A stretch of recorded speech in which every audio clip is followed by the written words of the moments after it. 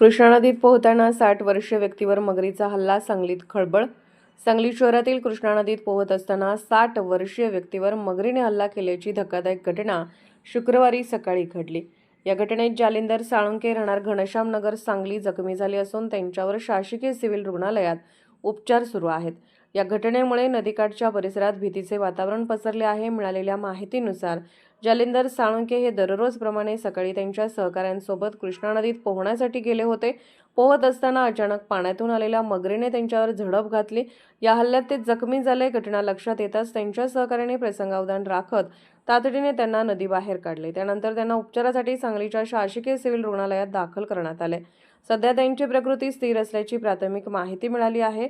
दरम्यान कृष्णा नदी परिसरात मगर दिसण्याच्या घटना अधूनमधून घडत असल्याने नागरिकांनी नदीत पोहणे किंवा पाण्यात उतरताना अत्यंत सावधगिरी बाळगावी अशी मागणी स्थानिकांकडून करण्यात येत आहे. तसेच वन विभागाने आणि संबंधित प्रशासनाने नदी परिसरात आवश्यक खबरदारीच्या उपाययोजना कराव्यात अशीही मागणी नागरिकांनी केली आहे.